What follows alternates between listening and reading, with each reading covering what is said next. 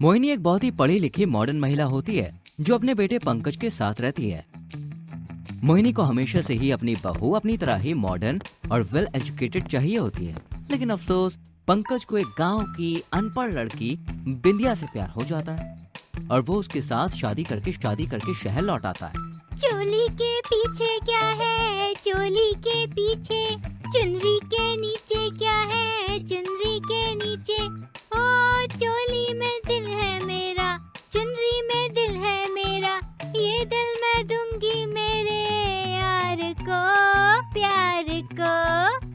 अरे बंद करो अपनी ये गवारों वाली बकवास।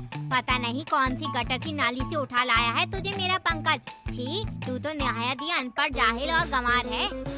सासू माँ, ज्यादा बकर बकर ना करो। हम का आपकी नौकरानी ना है, हम आपकी बहुरानी हैं और हम आपकी कड़वी बातों को चुपचाप सुन के नहीं लेंगे। ओके खातिर पहले ही वार्निंग दे रहे हैं, हमसे पंगा ना ले। अरे just go to hell, bloody idiot nonsense woman. अपनी इंग्लिश गालियाँ अपनी ही सड़ी हुई खोपड़ी में रखिए, क्योंकि अगर एक बार हमने आपन देसी गालियाँ देना शुरू की ना तो आपके कानों से खून की बाढ़ आ जाएगी और शायद आपको हार्ट अटैक भी आ जाएगा। बिंदिया और मोहिनी दोनों के बीच दिन रात तू मैं होती रहती है। एक दिन जब मोहिनी बिंदिया के साथ एक पार्टी में जाती है, तभी वहाँ पर बेचारी अनपढ़ बिंदिया को इंग्लिश बोलने में दिक्कत होती है। Hello Bindiya, nice to meet you. अरे तुम दिखने में बहुत खूबसूरत हो बिंदिया। हेलो हेलो आप दोनों, my self Bindiya. Thank you for giving me खूबसूरत। सारी थैंक यू फिर से मी खूबसूरत। बहुत बहुत धन्यवाद। बिंदिया की टूटी फूटी इंग्लिश सुनकर मोहिनी की सारी सहेलियां उस पर खूब हंसने लगती हैं। यार मोहिनी, तुम्हारी बहू तो एकदम गांव की गवार फॉल्टी पीस है। अरे तुम इसे कैसे हैंडल कर लेती हो यार।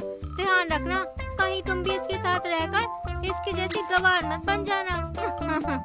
अब क्या करूं गाइस, नसीब में एक अनपढ़ बहू लिखी थी, जेल रही हूँ बस इस डफल लड़की को, चुड़ैल कहीं की। मोहिनी भी अपनी बहू की सबके सामने बेइज्जती करती है, जो बिंदिया को बहुत बुरा लगता है। एक रात जब बिंदिया रात के 2 बजे पानी लेने उठती है, तभी उसे मोहिनी के कमरे से सूसू की बदबू आती है। वो जब उसके कमरे के पास जाती है तभी देखती है कि मोहिनी ने बिस्तर पर सूसू कर रखी है। हाय दैया, ई बोल बच्चन सासू माँ ने तो बिस्तर गीला कर दिया। ई का मतलब हमारी सास एक बिस्तर गीला करने वाली सास है। मोहिनी को बुढ़ापे में आकर बिस्तर पर सूसू करने की आदत हो चुकी थी, जिस कारण वो हर रात बिस्तर गीला करती और सुबह होने पर अपने गद्दे को चुपके से लॉन्ड्री में देने जाती। बिंदिया भी अपनी सास का पीछा करती है। सासू माँ, वैसे तो आप बड़ी ही इंग्लिश झाड़ती रहती हैं और मॉडर्न बनती फिरती हैं, लेकिन आपके बिस्तर की बात को सुनकर तो आपकी इज्जत पूरी तरह चकनाचूर हो जाएगी। अब ये बिंदिया लेगी अपना बदला। एक दोपहर जब मोहिनी सो रही होती है, तभी वो फिर से बिस्तर गीला कर देती है और तभी बिंदिया मोहिनी की सभी सहेलियों को कॉल करके किटी पार्टी पर आने का न्योता देती है। और जब सारी सहेलियां घर पर आती हैं, उन्हें मोहिनी के कमरे से सूसू की स्मेल आती है और सबके सामने मोहिनी का बिस्तर गीला करने का राज भी आ जाता है। मोहिनी जाग जाती है और सर झुकाए शर्मिंदा हो जाती है।